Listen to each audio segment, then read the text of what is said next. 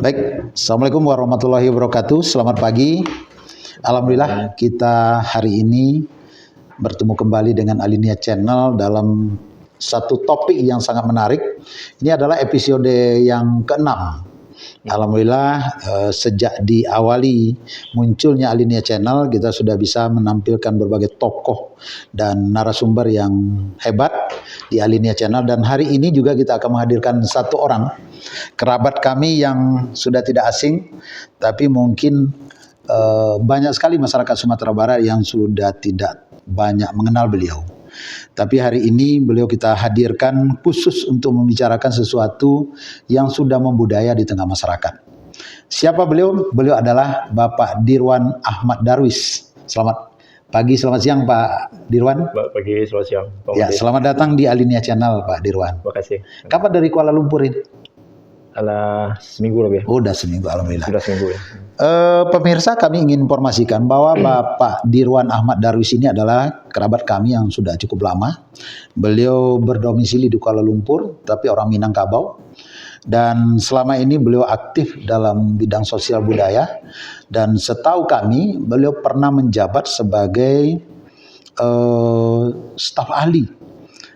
Menjadi staf ahli Menteri Penerangan Kebudayaan dan Multimedia serta Menteri Penasihat Sosial Budaya Kerajaan Malaysia. Betul Pak Dirwan? Ya. Ini tahun berapa ini Pak Dirwan? 2010 sampai 2017. 2010-2017. Untuk kedua menteri ini. Ya, yang menterinya dulu orang kita itu ya. Siapa namanya yang pernah Pak Dirwan ajak makan siang di restoran kami, kata Gia Resto ya. Pak Tan Sri Dr. Aisyah. Ya, yang beliau bahasa Minangnya kadang-kadang lebih fasih dari kita. Luar biasa, malu kita sebagai orang Minang. Jadi Pak Dirwan, kita hari ini ingin mendiskusikan satu topik. Mungkin topik ini agak sedikit kurang menarik ya. Tetapi bagaimanapun ini harus kita bahas. Ini adalah kondisi bangsa kita pada hari ini, di mana korupsi menjadi sesuatu yang kita anggap sudah hal yang biasa saja. Nah, maka kami mengundang Pak Dirwan karena memang lebih concern ke budaya. Walaupun saya kenal dulu Pak Dirwan ini adalah seorang ekonom ya. Tapi lebih banyak dulu karena sejarah pendidikannya juga ekonomi. Kemudian kita sama-sama mendirikan sebuah perusahaan konsorsium Kadin Sumatera Barat dan saya pernah jadi direktur utama, Pak Dirwan jadi GM-nya. Walaupun perusahaan itu tidak bisa kita lanjutkan. Tapi hari ini saya memperhatikan dalam berbagai literatur Pak Dirwan itu lebih konsentrasi ke budaya. Iya ya. Sosio budaya. Nah, ini gimana ceritanya nih dari ekonomi bisa bertransformasi menjadi budayawan?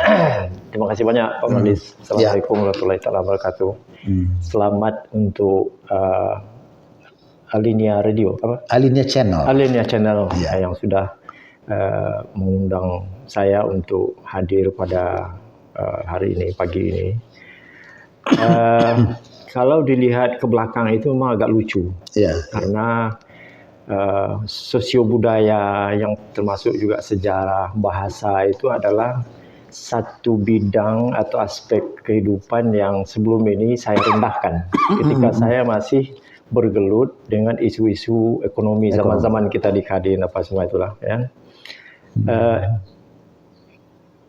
Pepatah mengatakan tak kenal maka tak sayang. Itu berarti betul-betul terjadi pada diri saya karena tidak mengenal pentingnya budaya itu, pentingnya sejarah itu, maha pentingnya merawat bahasa itu.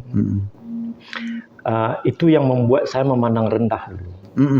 Bahkan pada zaman saya masih di luar negeri, di Eropa dan lain-lain itu, saya dalam beberapa kesempatan misalnya kuliah umum, saya sering mengatakan secara berseluruh, saya pernah murtad secara kebudayaan. Secara kebudayaan, bukan agama. Artinya, saya memandang rendah terhadap hal-hal yang saya sebutkan tadi itu.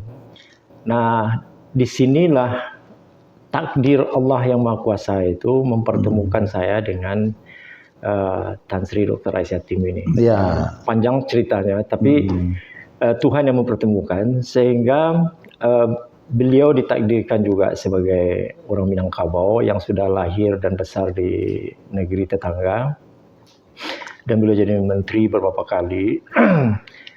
Dan ada prosesnya, tapi beliaulah yang membukakan hati saya itu bahwa ini penting, tidak hanya sekedar makanya kalau kita secara umum sekarang kan melihat budaya itu tidak penting. Ya. Ketika beliau bicara soal Buktinya Menteri Kebudayaan baru hari ini ada. Baru hari ini ada, gitu kan. Dalam keseharian kita kalau kita bicara budaya aja gitu, orang tidak peduli. Ya. Karena tidak paham Isunya apa tidak itu menarik, budaya. Isunya tidak menarik gitu. Ketika kita bicara budaya, orang akan berpikir tari-tari tradisi lah, yang berhubungan itu tidak mendatangkan uang masuk itu. Betul. Lalu hal yang sama terjadi dengan persoalan sejarah. Nah sekarang baru tahu kan bahwasanya ketika kita tidak memahami sejarah, kita diombang-ambingkan oleh orang-orang yang paham ini. Terjadinya persoalan pemahaman tentang sumber-sumber ekonomi kita, misalnya ada Pak Khairul Jasmi mengekspos tentang emas misalnya di ini, kita tidak tahu itu, kita tidak tahu karena itu bagian dari sejarah kita. Gitu. Begitu juga dengan bahasa, kecerdasan orang Minangkabau ini terletak ada di bahasa. Itu bahasa itu kita tidak penting gitu. Jadi itulah proses transformasi, proses saya sejarah, proses transformasi sehingga saya kembali masuk ke wilayah yang dulu pernah murtad. Baik Pak Dirwan, kita memang akan menyinggung topik kita ini dengan apa yang Bapak sampaikan tadi. Kami mengambil topik yang cukup sensitif ya. Bagaimana cara mengikis budaya korupsi di Indonesia. Nah, ini kan agak sedikit bombastis. Betul. Seakan-akan sudah tebal sekali nih korupsi ini dan budaya korupsi di Indonesia. Boleh kami sampaikan sedikit data Pak Dirwan? Indeks persepsi korupsi di Asia Tenggara pada tahun 2023 itu Singapura itu menempati angka 83. Berarti dia sudah mendekati, korupsinya rendah sekali lah. Boleh dikatakan nggak ada lagi. Kan yang paling tidak ada itu kan 0, tapi kan tidak mungkin lah. Tapi 83 itu sudah angka yang sangat luar biasa itu. Nah Malaysia itu menempati peringkat kedua dengan angka 50. Nah kemudian yang ketiga itu Vietnam. Vietnam yang baru merdeka sudah mampu dia pada peringkat ketiga untuk persepsi korupsinya. Dan yang paling fatalnya itu adalah kita Indonesia. Kita pernah pada satu ketika itu sampai pada angka 40, peringkat 40. Angkanya 40. Tetapi setelah pada pemerintahan Jokowi pada zaman periode kedua, itu turunnya sangat anjlok lagi. Jadi sekarang kita harus puas dengan angka 34. Itu sama dengan Filipina. Nah, kita ingin melihat itu sebagai sebuah fenomena yang ada hari ini. Kita berangkat dengan data itu Pak Dirwan. Jadi kita bisa menafsirkan bahwa hari ini di Indonesia korupsi itu sudah hampir di semua lini, sudah hampir di seluruh kehidupan kita. Kita sudah maklum saja bahwa di sini ada pungutan, di sini ada pungli, di sini ada korupsi. Kita sudah tidak menganggap itu satu hal yang salah lagi. Jadi seakan-akan dia berubah menjadi budaya. Padahal ini bukan budaya. Nah kemudian kalau boleh kita juga sampaikan sedikit data, apa sih yang diukur dari IPK tadi atau indeks persepsi korupsi itu? Yang pertama itu adalah penyuapan dan penggunaan uang dalam politik. Nah ini kan sudah tidak asing lagi di Indonesia ya. Nggak ada politik yang tidak punya uang di Indonesia. Nggak ada. Sampai ke pemilihan kepala desa pun di Indonesia pakai uang. Apapun yang namanya politik hari ini pakai uang. Nggak ada yang nggak pakai uang. Nggak pakai uang nggak terpilih. Yang kedua, korupsi di lembaga pemerintah. Sudah dari dulu, zaman Pak Sumitro jadi menteri dulu, bapaknya Bapak Prabowo sudah mengatakan bahwa anggaran pemerintah itu 30% itu dicolong, dicuri. Gitu. Dan sampai hari ini mungkin bisa lebih. Kemudian adalah penggunaan kekuasaan untuk kepentingan pribadi dan keluarga. Makanya Jokowi hari ini ditetapkan oleh CCRV menjadi peringkat nominasi koruptor di dunia gitu kan. Nomor 3 kalau saya. Nomor 2 atau nomor 3 ya? Ya, pokoknya sangat membanggakan lah, sangat membanggakan untuk Indonesia. Dan ketiga, keempat adalah keterbukaan transparansi pemerintah. Ini masih ya kita masih sedih lah. Dan yang terakhir adalah efektivitas lembaga anti korupsi. Dengan dilemahkan KPK ini membuat IPK kita semakin jatuh gitu. Nah, sekarang saya ingin mendapatkan gambaran dari seorang Dirwan Adarwis yang hari ini bertransformasi menjadi sosio budaya, yang dulunya adalah ekonom. Bagaimana pandangan Pak Dirwan terhadap budaya korupsi saat ini di Indonesia? Jadi begini Pak Malis, kalau saya melihat budaya korupsi ini dari segi sosial budayanya gitu, Ya. saya tidak ingin menyalahkan para koruptor. Karena segala sesuatu yang terjadi hari ini ada sejarahnya. Ya. Ya. Jadi kita harus berangkat dari persoalan sejarah dulu. Nah, kalau kita potong sejarah itu, yang akutnya itu korupsi ini yang dianggap dulu korupsi berjemaah itu kan sudah dari zaman Orde Baru. Kan? Dan kenapa Orde Baru itu berkembang korupsi waktu itu juga ada sejarahnya. Mungkin tidak perlu disampaikan. Tapi ada pengaruh-pengaruh dari ini.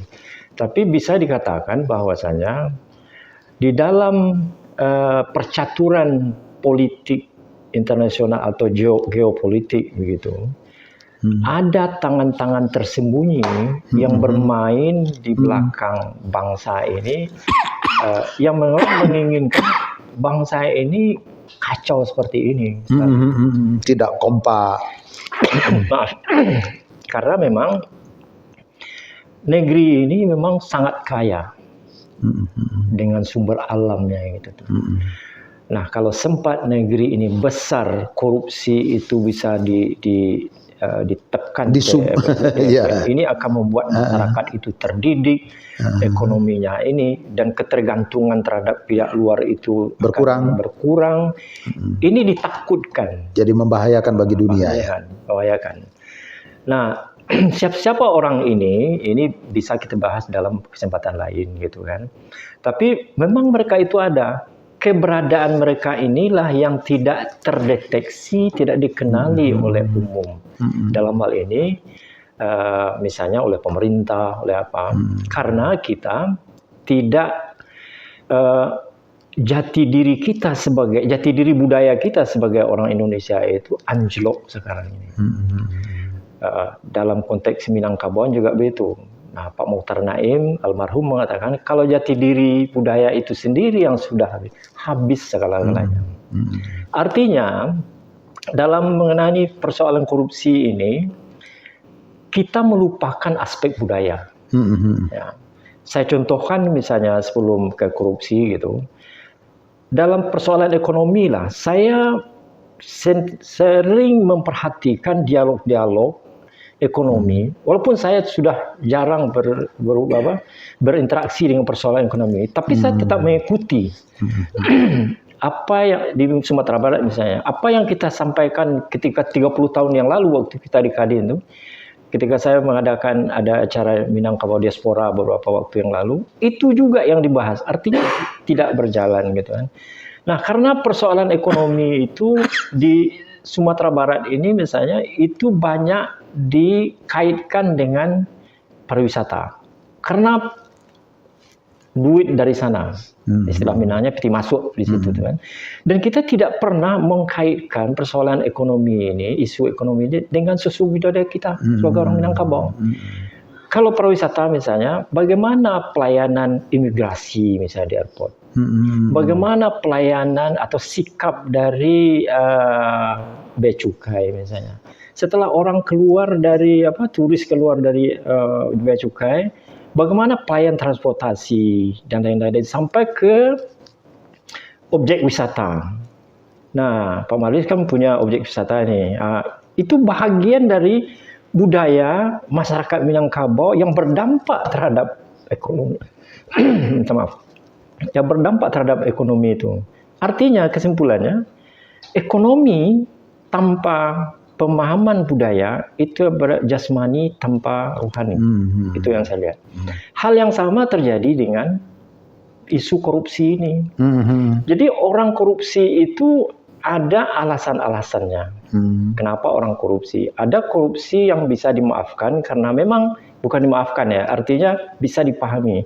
Karena kesulitan hidup, kemudian tidak ada yang mau dimakan nanti, orang terpaksa. Ini. Lalu sementara dalam konteks sosioekonomi ini, ketimpangan ekonomi ini antara yang kaya dengan miskin ini sangat sangat kentara, sehingga terjadilah di situ politik patron misalnya. Orang yang tingkat sosioekonominya ini tinggi memanfaatkan kliennya, orang-orang yang ada di bawah ini ekonominya kurang, dan dialah yang menjalankan itu. Terjadi patron itu. Ini hal-hal yang sudah membudaya. Ini kita melihat dari perspektif kebudayaan. Nah, ini bagaimana kita harus keluar dari persoalan-persoalan ini? Nah, saya kira salah satunya ini memang perlu ada kejutan budaya melalui BPI ini. Saya melihat, saya singgah ke websitenya Pak Marlis, organisasi Pak Marlis ini. Kalau visi misinya itu tidak istilah sekarang itu terdistorsi oleh kepentingan-kepentingan lain, ini mungkin akan menjadi salah satu yang betul-betul bisa memainkan perannya mengedukasi masyarakat di masa yang akan datang. Tinggal lagi siapa yang menjadi nakodanya di daerah-daerah dan sampai ke tingkat nasional. Bagaimana sikap itu? Saya kira itu pertama saya ini dulu. Baik, berarti kan kita bisa pahami bahwa memang hari ini korupsi itu menjadi sebuah hal yang biasa saja di negara Republik Indonesia. Ya. Kemudian kalau kita kaitkan dengan kondisi di Malaysia, Pak Dirwan. Pak Dirwan itu kan kalau tidak salah dalam catatan biografi Pak Dirwan, saya baca di situ pernah menjadi staf ahli Menteri Penerangan Kebudayaan dan Multimedia, dan terakhir itu adalah juga Menteri Penasihat Sosial Budaya Kerajaan Malaysia. Nah, dalam keseharian Pak Dirwan tinggal di Kuala Lumpur, di negeri jiran kita, ini bagaimana perbedaan dengan negara kita ini? Bedanya pelaksanaan undang-undang atau hukum itu tuh di Malaysia itu lebih punya kepastian hukum dibanding di Indonesia. Nah, kepastian hukum itu juga dibangun oleh sesuatu sosio budaya yang kuat. Gitu. Karena ada kontrol dari masyarakat. Karena di Malaysia itu yang mengontrol pemerintah ini ada 3. Ada ras Melayu, ada Cina, ada India ya. Gitu kan. Dan masing-masing mempunyai kepentingan politik yang berbeda-beda. Gitu. Nah, sehingga kontrol sosial itu lebih kuat daripada Indonesia, sehingga pelaksanaan hukumnya itu juga lebih pasti daripada Indonesia.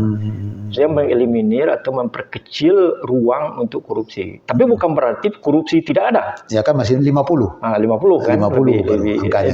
Masih ada. Masih ada. Ya. Jadi kalau ada hal-hal yang berbau ini orang datang ke pengacara, adalah rasa harapan itu tuh.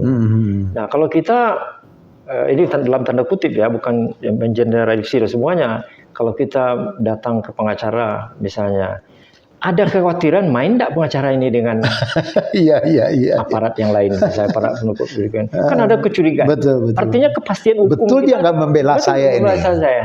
Akhirnya gimana nih kalau sudah duit saya sudah habis? Bagaimana ini? Nah, jadi kuncinya kalau kita bicara tentang Malaysia dan Indonesia sebagai contoh gitu, kepastian hukum di sana lebih baik daripada Indonesia. Itu yang lebih menonjol ya. Sehingga tingkat kepatuhan masyarakat jauh lebih tinggi. Karena memang aparat hukum betul-betul bekerja lebih profesional.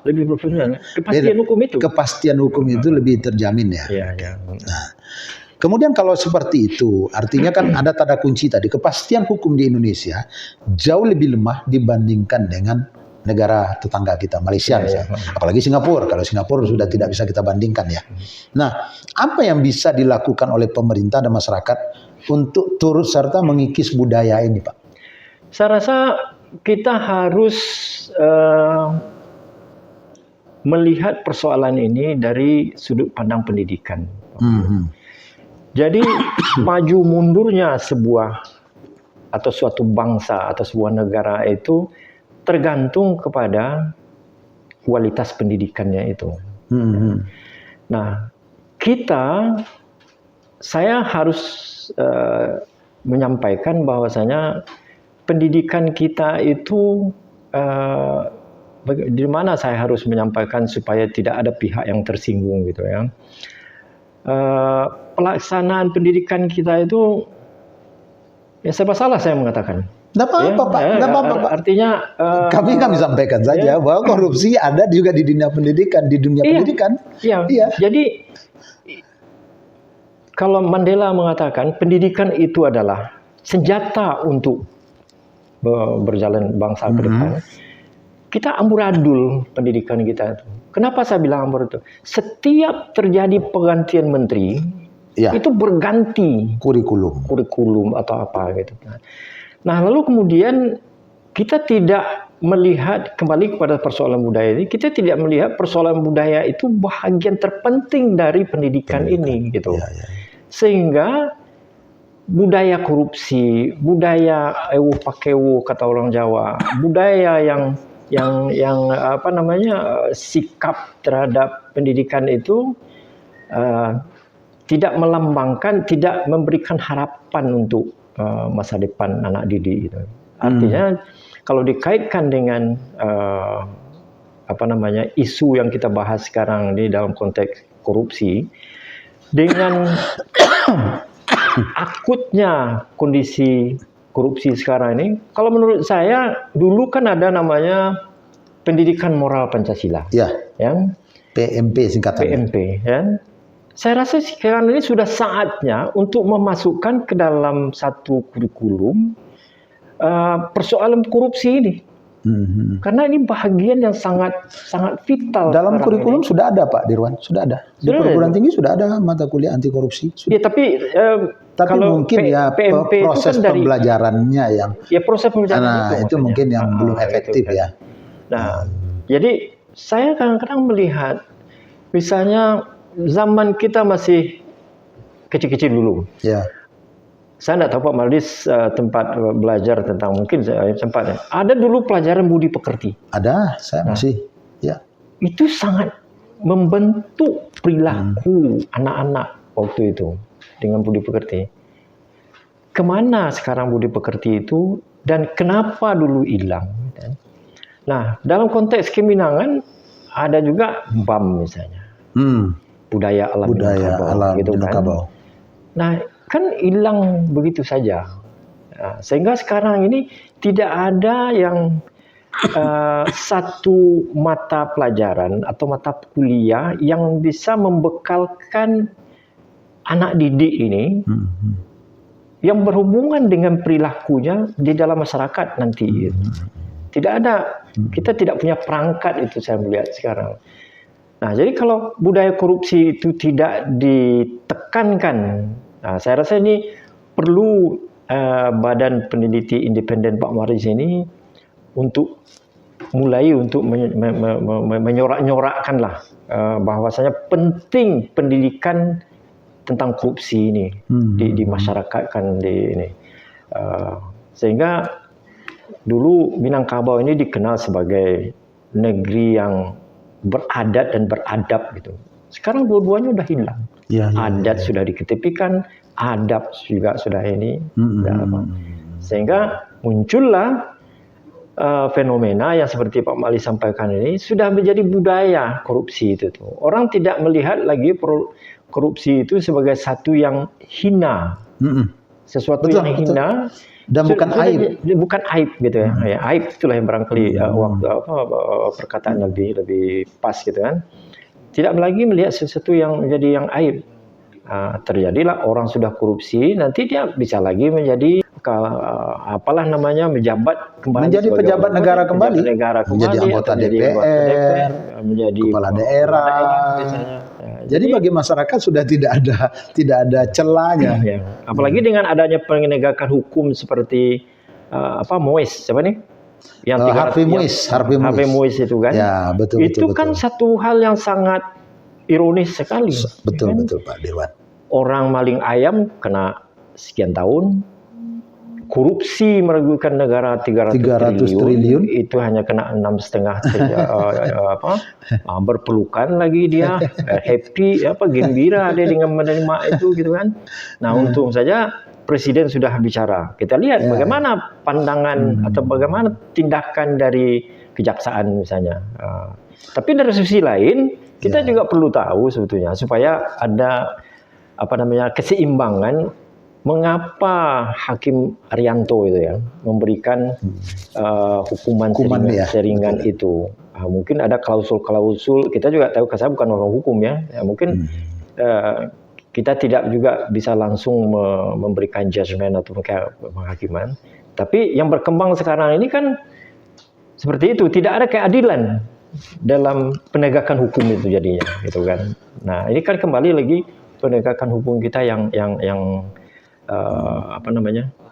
lemah begitu. Khusus untuk ini, kasus ini Pak Dirwan, di podcast ini mungkin kita perlu informasikan kepada pemirsa, BPI Sumatera Barat mengirimkan surat terbuka kepada Presiden Prabowo Subianto terkait dengan kasus Harvey Muiz ini. Karena kami memandang memang ini mencederai rasa keadilan kita sebagai masyarakat. Dan untung saja Presiden juga merespon itu secara khusus dalam sambutannya di satu kegiatan. Tetapi menurut kami, yang kita juga mungkin bukan orang hukum, Pak Dirwan, kasus ini bukan terjadi hanya kesalahan hakim. Kita juga memandang bahwa jaksa menuntut 12 tahun itu juga tidak masuk akal, gitu kan. Walaupun kita tidak tahu bagaimana konstruksi kasusnya. Yang kita tahu bahwa kerugian keuangan negara itu dihitung 300 triliun, tapi kok cuma 12 tahun dituntut. Dan kemudian hakimnya memberikan diskon lagi 50%, sehingga diberikan hukuman 6,5 tahun. Ini betul-betul sudah tidak bisa dilogikakan dengan apapun caranya, gitu kan.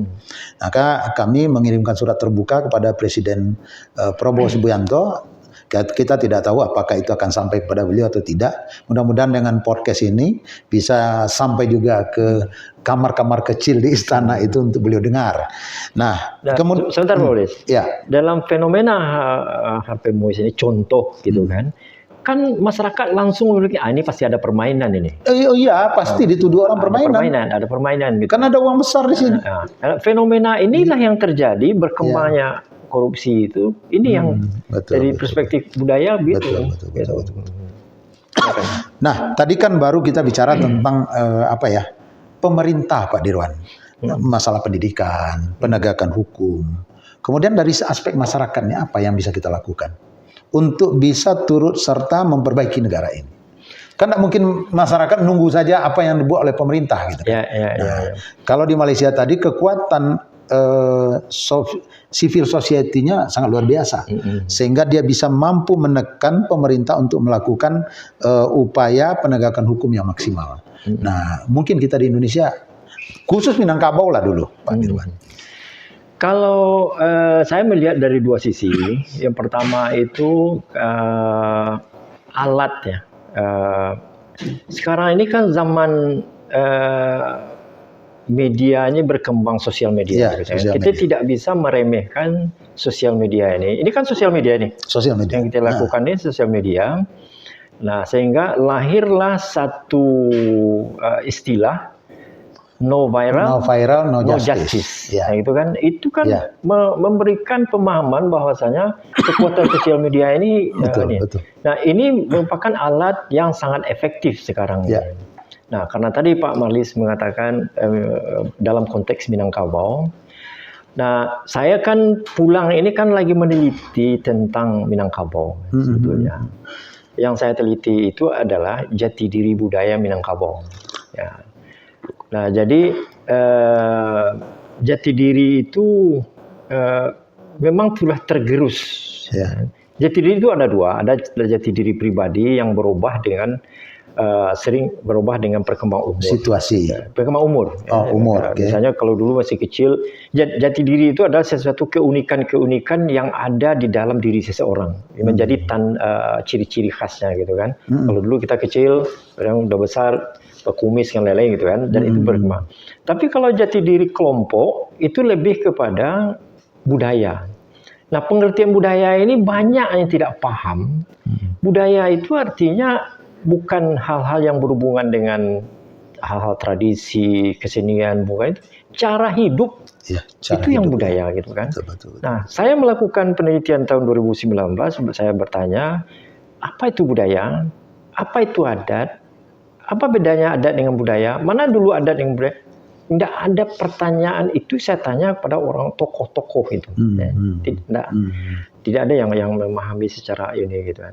Nah, sehingga persoalan budaya itu menjadi lari karena definisi itu tidak dipahami gitu.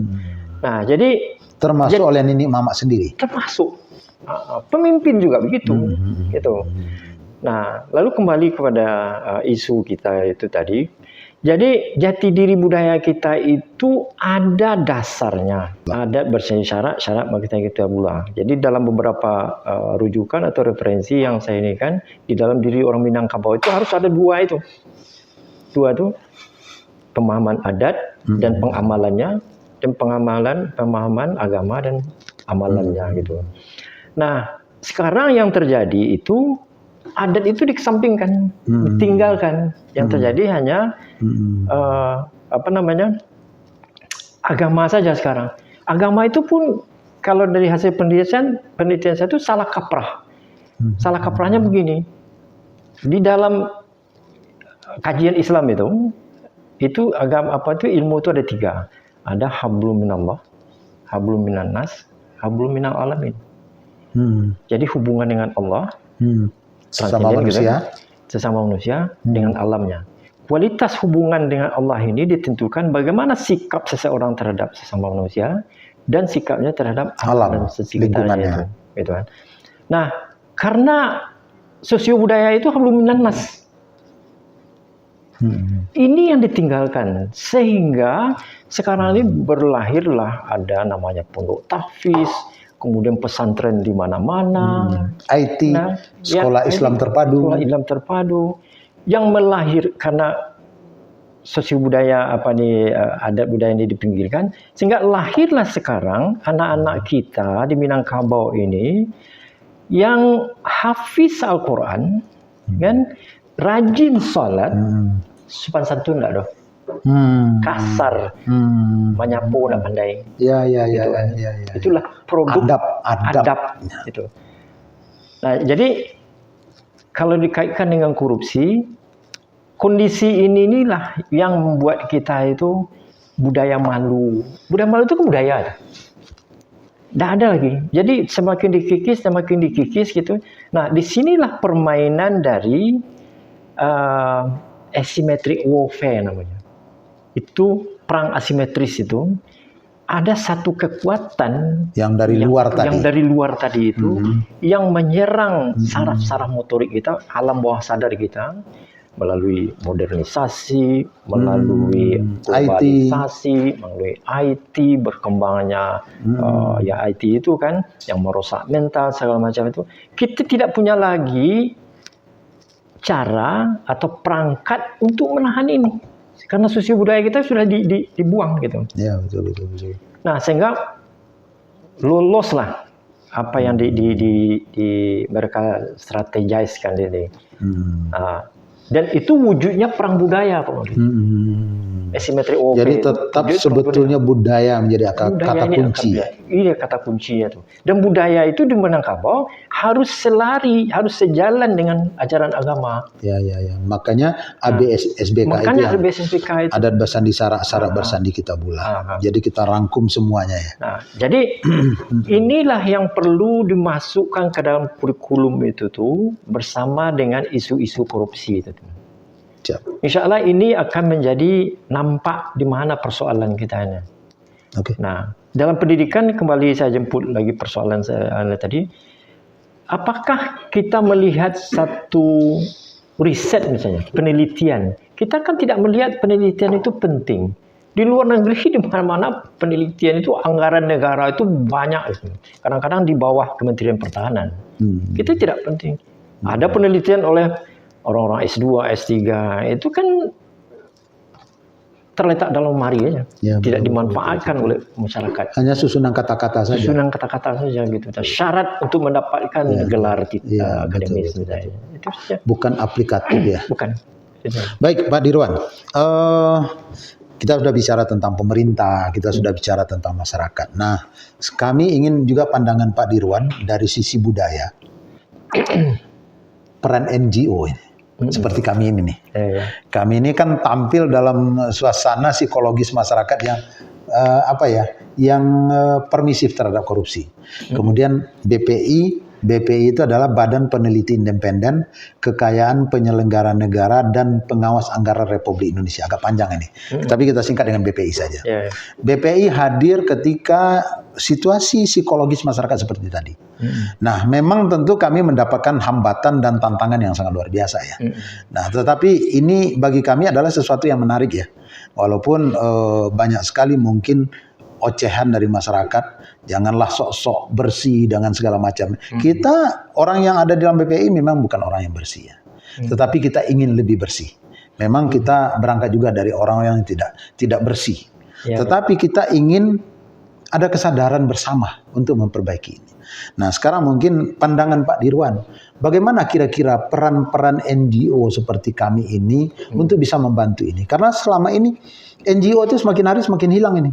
Perannya semakin tidak kelihatan.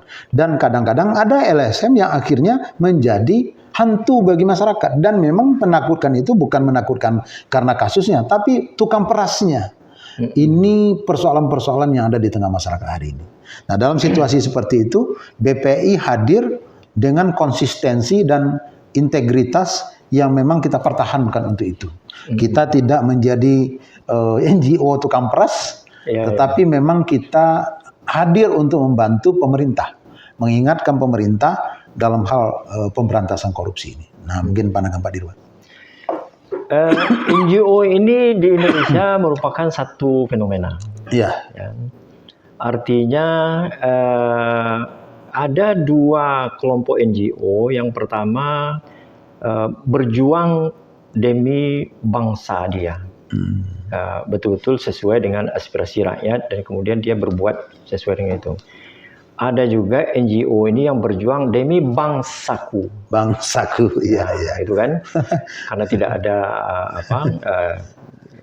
kita bikin satu NGO, itu nanti kita ras itu, gitu kan. Supaya saku-saku terisi. Supaya saku terisi. Saya sering melihat, selalu lah gitu kan, senantiasa melihat bahwasanya jika muncul satu NGO, saya mencari tahu pimpinannya siapa. Iya. Nah, karena untuk memimpin sebuah organisasi itu paling tidak ada 4 atau 5 prasyarat. Yang pertama, dia harus mampu berkorban waktu. Ya? Pasti. Mampu berkorban tenaga. Mampu berkorban pemikiran. Dan mampu uang. berkorban uang. Ya, betul. 4 inilah yang perlu. Nah, tapi yang sangat menentukan itu yang keempat ini, mampu berkorban uang ini. Artinya menurut saya idealnya selain dari yang 3 tadi, berkorban, tentu yang kelima tentu dia harus punya intelektual lah. Ya, intelektual yang memadai lah gitu kan. Karena setiap pergerakan itu tuh kalau tidak ada uang itu tidak jalan. Pasti. Nah, makanya ketika saya melihat postingan Pak Malis ini, saya tahu Pak Malis itu fondasi ekonomi kuat. Artinya kalau Pak Malis tidak punya fondasi ekonomi yang kuat, tidak akan mampu berkata-kata, kita tidak akan memeras. Betul. Nah, secara umum ya, sebahagian dari NGO ini kan memakai organisasi itu sebagai alat mencari uang. Nah, itu fenomena yang ini. Lalu kemudian yang mencari jadi alat ini karena mereka tidak punya fondasi ekonomi yang kuat untuk menjalankan itu. Wabil khusus itu ketuanya itu, jadi pemimpinnya itu. Nah, jadi ini yang sering dibeli oleh tangan-tangan asing. Ya. Dan mereka tidak merasa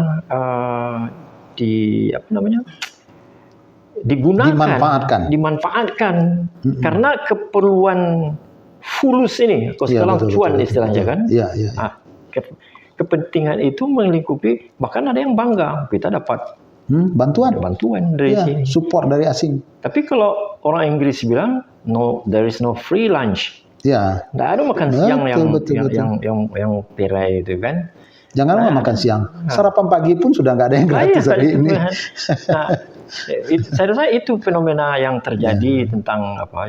Dan saya secara pribadi, setelah kita ngobrol sebentar, kemudian saya baca laporan-laporan Pak Marlis di media itu, saya mendoakan BPI ini supaya tetap tegar, konsisten, supaya bisa menyelamatkan tidak semua sebahagian, gitu kan. Nah, segala sesuatunya ini mungkin karena proses umur kita ya Pak Marlis ya. Iya. Saya selalu berniat segala sesuatu yang saya lakukan itu, saya niatkan itu bagian dari ibadah. Dan karena kalau tidak kita niatkan sebagai ibadah, ini energi ini habis. Kita akan letih. Kita jadi banyak lawan. Kita banyak lawan sehingga apa. Tapi kalaupun nanti sesuatu yang kita kerjakan itu tersandung, dan Pak Marlis bilang tadi banyak sandungannya begini, sesuatu niat baik itu pasti banyak tanggungan. Ya, pasti. Jadi saya sangat mendukung keberadaan BPI ini, wabil khusus yang di Sumatera Barat ini. Saya kenal Pak Marlis secara pribadi. Ya berjuanglah demi masa depan generasi kita. Dan satu hal, kalau kita, apa yang saya rasakan perubahan diri saya itu, kalau kita memahami tentang jati diri budaya ini, melihat yang muda-muda ini sayang saya itu. Melihat kawan itu berprestasi, mudah-mudahan dia membantunya ini. Melihat anak-anak, ini 20-15 tahun lagi, nasib kita tergantung ke dia ini. Nah ini yang tidak ada sekarang, perasaan-perasaan seperti itu. Karena tidak memahami. Sense-nya itu nggak muncul ya? Tidak ada, gitu. Itu kesan saya mengenai fenomena. Ya, itu kami juga merasakan Pak Dirwan semenjak kami jalan kurang lebih 5 bulan ya, sejak bulan Agustus 2024 sampai hari ini, kami merasakan bahwa kami ada situasi kesendirian gitu. Kita konsisten melakukan ini ketika lembaga-lembaga lain itu meredup gitu. Kami dulu berharap ICW tetap konsisten, kemudian MAKI, kemudian lembaga-lembaga lain yang mengatasnamakan anti korupsi itu, tapi lama-kelamaan hilang ini. Nah, kami tidak tahu fenomena apa ini, tetapi kami di dalam kepengurusan BPI Sumatera Barat mengatakan bahwa ini adalah tantangan kita, dan ini adalah sebuah perjuangan yang harus kita lakukan, walaupun kita dihadapkan pada situasi yang tidak mengenakan. Pastilah orang tidak senang dengan kita. Pastilah orang banyak yang akan menjadi musuh kita. Tapi itu adalah konsekuensi logis dari apa yang kita lakukan ini. Tetapi kita niatkan saja ini lillahi ta'ala untuk memperbaiki negeri ini. Walaupun kita tidak akan mampu memperbaiki ini negeri yang sedemikian rumit ini. Tapi dengan penugasan khusus kita berharap apa yang kita lakukan ini akan dapat ada pengaruhnya. Kita tetap jalan Pak Dirwan dengan segala keterbatasan yang ada. Betul yang disampaikan Pak Dirwan itu adalah yang paling sulit itu adalah menjaga integritas. Yang paling sulit itu. Integritas itu ditentukan dengan uang. Itu yang paling persoalan gitu. Karena persoalannya kita berhadapan dengan kekuatan ekonomi kita masing-masing. Maka kami dari yang ada ini dengan mohon maaf kita sudah membekukan 9 kabupaten kota yang sudah kita SK-kan. Karena tidak memenuhi kriteria yang seperti yang kita harapkan. Jadi kita sangat selektif sekali untuk menerima orang jadi pengurus BPI dan kemudian menjadi anggota BPI. Walaupun setiap hari kami mendapatkan usulan untuk mereka bisa diterima jadi pengurus atau BPI atau anggota. Tapi tantangan yang paling berat itu adalah menjaga integritas ini. Saya berharap dan mohon doa dari Pak Dirwan dan seluruh pemirsa, mudah-mudahan kami bisa istiqomah dalam hal ini, bisa dilindungi oleh Allah Subhanahu wa taala dalam perjuangan ini, karena ini memang adalah sebuah perjuangan yang sangat berat. Memberantas korupsi bukan pekerjaan yang gampangan. KPK saja bisa bawa belur. Kepolisian saja sudah belum mampu, apalagi juga kejaksaan. Kita adalah organisasi kecil yang mencoba dengan semangat yang ada untuk berbuat bersama-sama. Dan alhamdulillah kita didukung oleh orang-orang yang punya integritas. Adalah orang-orang yang secara personal bisa diyakini lah integritasnya. Terakhir mungkin Pak closing statement dari Pak Dirwan. Silakan Pak Dirwan. Ya, ini sebagai orang Minangkabau gitu kan. Kita kan di Minang ini banyak falsafah-falsafah. Ya. Nah, jadi karena saya pernah murtad secara kebudayaan itu, saya menghimbau teman-teman, kawan-kawan di luar sana itu yang masih memandang rendah tentang sosio budaya ini. Pelajarilah. Hidup kita banyak tergantung pada ini, ya, masa depan kita tergantung ke ini. Jadi sebagai orang Minangkabau, adat pesan syarat kitab bulah itu betul-betul perlu dikuasai oleh pejabat, oleh siapa saja gitu kan. Jadi untuk menguatkan kembali jati diri budaya kita itu. Ada penelitian di Malaysia, seseorang yang kuat jati diri budayanya itu, kalau dia pergi masuk ke dalam satu komunitas atau masyarakat yang keyakinannya berbeda dengan orang itu, dia tidak akan terpengaruh. Nah, oleh itu makanya anak-anak kita perlu dibekali dengan ini. Jadi sekarang lahir anak-anak yang tidak pandai bahasa, yang enggan berbahasa Minang, berbahasa Indonesia, ini celaka di masa depan. Jadi dari saya barangkali tidak banyak ya. Saya mengharapkan memang perlulah menoleh terhadap sosial budaya ini.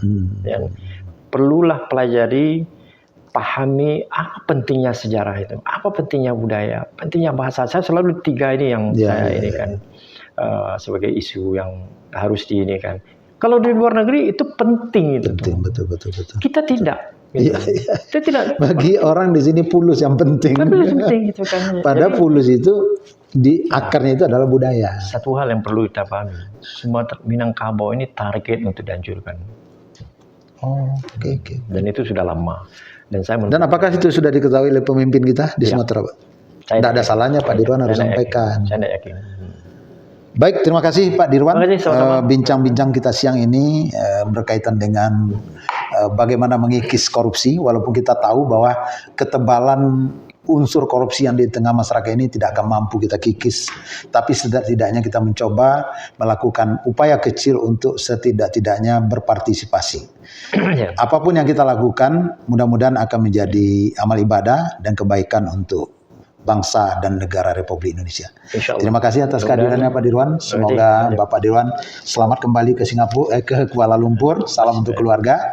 Mudah-mudahan suatu ketika nanti bisa kita ketemu lagi di podcast Alinea. Insya Allah. Terima kasih. Assalamualaikum warahmatullahi wabarakatuh. Sampai jumpa.